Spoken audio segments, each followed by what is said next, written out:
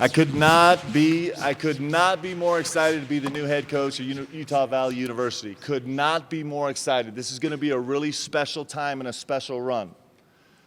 Let me start with my very brief remarks and express my gratitude to Vince, who has been so great through this whole process, and Val, who's had really detailed insights into what this place is, and to President Holland, who I think is the mastermind behind what this university has become and is in the process of becoming. I didn't know a lot about UVU before I started this process, and I've learned a lot since, and this place is extraordinary.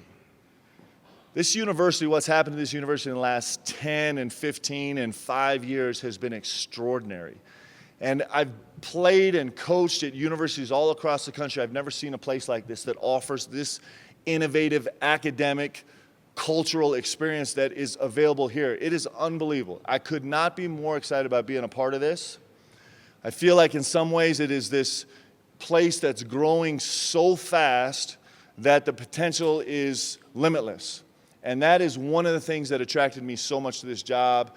I think a lot of that is due to these men up here, especially President Holland. I want to thank them for that. I also want to, please, yes. I also want to quickly indulge in thanking the coaches and mentors that I've had through my life. I've been really fortunate, starting with my high school coach, who I still talk to on a regular basis, one of the wisest basketball minds that I've ever known.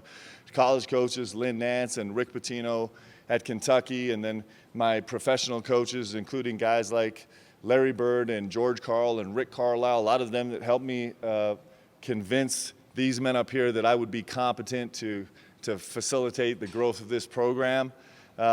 I'm really grateful to all those men who have taught me so much, not just about being on the court, but about relating with individuals, with young men, with a team in very complicated, live, emotional experiences. I'm really grateful to them. We all kind of all stand on the shoulders of the people that came before us, and man, I'm grateful to those guys. I'm also grateful to the players that I've had the opportunity to coach and the coaches I've had the opportunity to coach with. Coach Fox at the University of Georgia, who actually, we argue whether he stole me from medicine or he saved me from medicine. But I was trying to finish up my medical school career, and he came and got me and brought me to the University of Georgia and taught me so much about the profession of coaching, and Jeff Bizdelic, who took me to Wake Forest, and then, of course, Dave Rose. I can't say enough about Coach Rose. He probably taught me more about managing situations and people and staffs and players and media than anybody I've ever been around. And the most important thing he taught me about was winning, because there's never been a coach I've been associated with that's won at a higher rate than him, and I owe a lot to him. He's been so unbelievably generous with me through this process. I'm really grateful to him.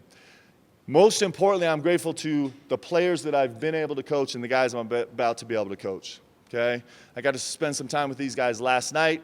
We got to work out on the floor this morning, and that's an interesting process because there's part of total excitement and then there's part of total fear and paralyzation as we are introduced to each other on both sides. And I'm going to tell you, this group is going to be really special. I'm so excited about this group of guys. It's a senior-laden team, and seniors are that great word. They're magical.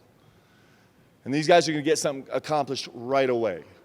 And I have high expectations for them. I think they have high expectations for themselves. And we're going to really make this a great run as we begin this process.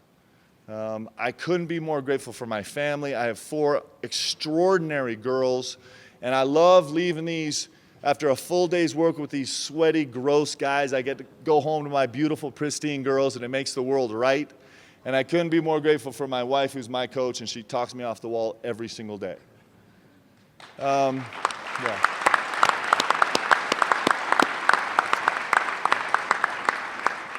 I love this game of basketball. I love it. I mean, I love it with a passion. Because this game, especially at this level, it exposes you. Every character flaw or every character strength that you have gets exposed in the intensity of a season working through this game. It gets exposed. And when those things get exposed to the world, these young men and their coaches have a chance to grow. An unbelievable chance to grow that very few people have. I love that this game does that for us. I love this game for what it's done for me. I've been really fortunate. One of the things that this game's done for me is I got to meet my wife. And it wasn't because I was a great player. She actually walked into the gym and saw me playing, and she was like, "That guy is terrible. He's going to need my help." And then it's been all good ever since then. I'll tell you my vision for this program, okay? And it's going to be really simple. We can talk about all kinds of specifics about style of play and scheduling and recruiting and all kinds of things like that. But my vision for this program is very simple. And that is one day, I hope, that everybody in this room will remember that there was a time when we thought this program was something and we never imagined that it could be what it's going to be. Because I think we can make this program bigger than any of us can imagine in this room right now. And that is chasing dreams, that's shooting for the stars, and that's what we're going to be about. We're going to do the hard work to make that happen. And I could not be more excited to be the head coach at Utah Valley University. Thanks, guys.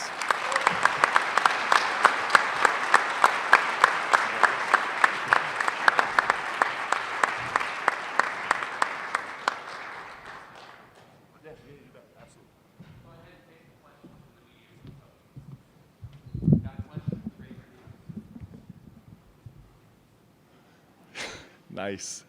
Go ahead.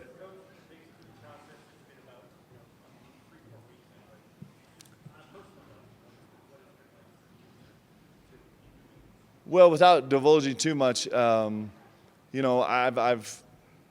when I came here, actually to BYU, Coach and I had a long conversation about how I hoped that my ultimate destination in coaching would be the chance to be a head coach at a great program, and so that's always been in the back of my mind, something I was working toward, trying to prepare for.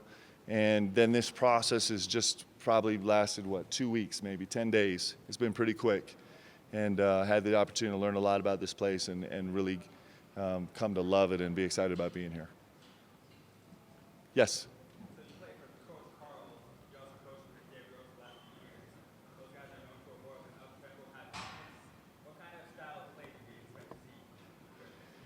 Well, what I'd love to see, what we're going to strive for, what these guys are going to be excited about when I say it, is that we're going to play fast, furious, and free. And they're going to be excited to hear that because in their mind that means a ton of shots. The thing they don't think about immediately is that means a ton of running and a ton of conditioning. It's a hard way to play. It's a really hard way to play. It's a taxing way to play. But when you get there, when you get your body right and your team right and your focus right and you can play that way, there's nothing like it. It's the best way to play in the world. Coach, could you talk about the balance of JC players versus high school players and how that ratio might work out here? Well, we're going to chase every good player we can find. I think there's a real place for junior college players here. You love high school players because they really bring some continuity to your program, and a mix is the best. Listen, we'd like to put together an incredibly diverse team because there's strength in diversity. So if we have some junior college kids, if we have some four-year kids, if we have kids from the Utah Valley that really represent well, and we have kids from all around the country with different skill sets, that's the type of collection I'd like to be. I don't want it to be a kind of a singular team. I want us to have pieces from everywhere. So there is nowhere that we're not going to look to find players to help with this program.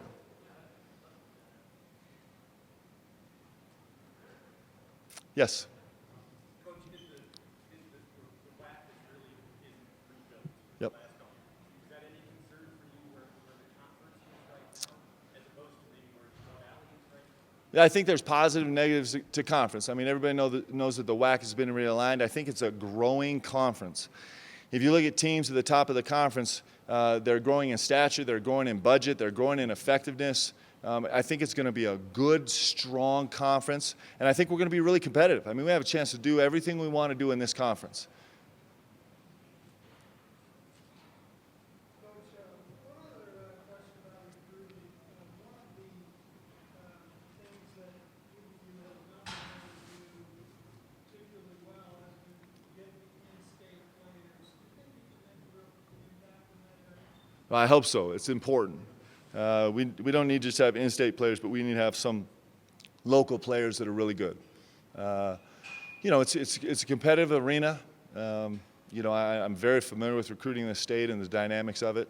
And what we have to do is we have to sell the same vision to these young men that President and Val and Vince sold to me. And I think that's entirely possible. I think there is a place for great players here at Utah Valley. There's a lot of reasons why this place makes more sense than other places, and that's what we got to sell. And we'll do it. Listen, the best recruiting we're going to do is with these guys right here.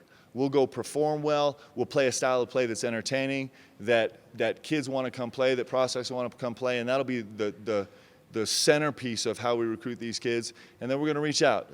We're in the progress of putting together a staff that's going to be a great recruiting staff that's going to be really, really focused on developing skill in players. That'll be a good selling point for us, and we're going to make headway. Yeah.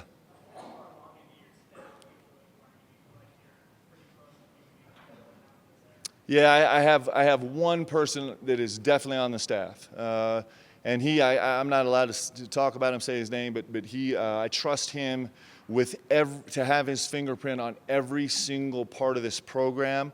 I've worked with him. He's got a great diverse background in basketball. He's been all over the country coaching. He's going to be a great part of this staff, and then we're still in the beginning stages of putting together the rest of the staff.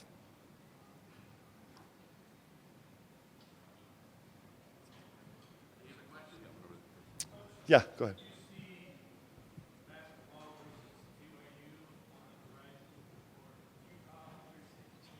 Well, I don't know how much I'm allowed to comment on that, but I have to choose my words carefully. But yes, I think that's entirely possible. I think that is something that would be great for Utah Valley University. I think it would be great for BYU and Utah. I think it would be great for this valley. And there's nothing better than a 3-mile or 5-mile rivalry. It's interesting. I coached at Wake Forest, and we had a group of schools in North Carolina that are very, very close in proximity, where their guys play against each other all summer, and those games are probably some of the most heated games that I've ever been in. Let me give it a shout out to Anson Winder. I heard you on Sports Nation today, my friend. The whole whispering deal, what was that all about? I see Chase Fish. Okay, I'm sorry, guys. I was indulging myself. Listen, if I could tell you one thing that's important about this job is that I love these guys. Coaching these young men, getting to kind of grow with them and help see them grow and them teach me is the best. It is the best part of this profession. And so I just see some guys back here that I've got to work with, and it's just the best part of this deal, and building those relationships. And so I have no idea what the question was, but that's my answer. Sorry.